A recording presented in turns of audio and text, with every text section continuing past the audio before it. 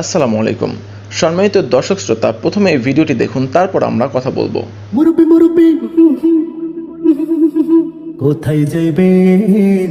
বসেন বসেন বসে ও আসলে তো হুজুরের সেই মুরব্বি মুরব্বি ডায়লগটি কিন্তু বিভিন্ন ফানি কন্টেন্ট হিসেবে ব্যবহৃত হয়েছিল এবং এই ডায়লগটি দিয়ে কিন্তু গানও তৈরি হয়েছিল। সে পর্যন্ত আমরা মূর্খতা ভেবে সবকিছু মেনে নিয়েছিলাম, কারণ পূর্বের কাজগুলো করেছিল উঠতি বয়সী একদল তরুণ। কিন্তু সর্বশেষ যে কন্টেন্টটি দেখলাম সেটার জন্য আমি মোটেও প্রস্তুত ছিলাম না। সোনামণি বসো বসো, হে হে, নতুন নতুন। একটাবার ভেবে দেখুন, মানুষ কতটা মূর্খ হইলে এরকম একটি কাজ করতে পারে। আমরা গজল কেন শুনি?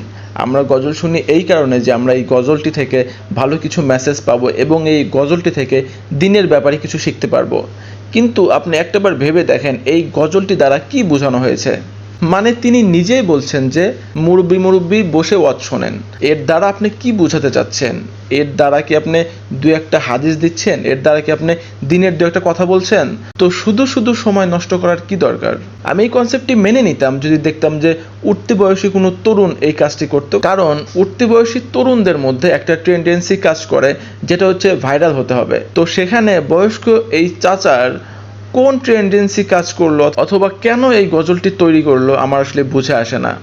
এটা হয়তোবা তিনি তৈরি করেছেন শুধুমাত্র সস্তা কিছু ভিউয়ের আশায়। কিন্তু তিনি কি একটাবার চিন্তা করলেন না যে আমি যে কন্টেন্টটা তৈরি করছি এখানে সমস্ত উম্মার কয় টাকা লাভ হবে, অথবা এই কন্টেন্ট দ্বারা সমস্ত উম্মা কোন উপকারে উপকৃত হবে? আসলে আমরা চাইলেও কিন্তু অনেক কিছু বলতে পারি না, অনেক কথা গোপন রাখতে হয়।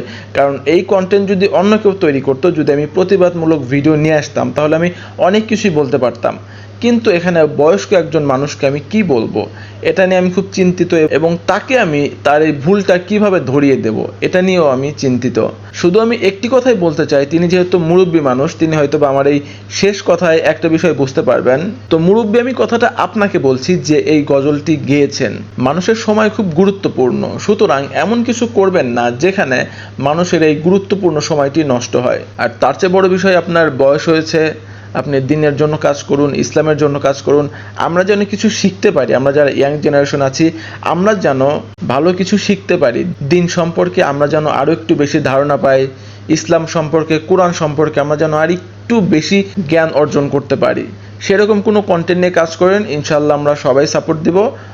দয়া করে এইরকম থার্ড ক্লাস মার্কা কোনো কন্টেন্ট নিয়ে কাজ করবেন না, কারণ আপনি যে কন্টেন্ট নিয়ে কাজ করেন যদি আপনার কাজ ভালো হয় তাহলে আপনি ভিউয়ের সাথে সাথে প্রশংসাও পাবেন।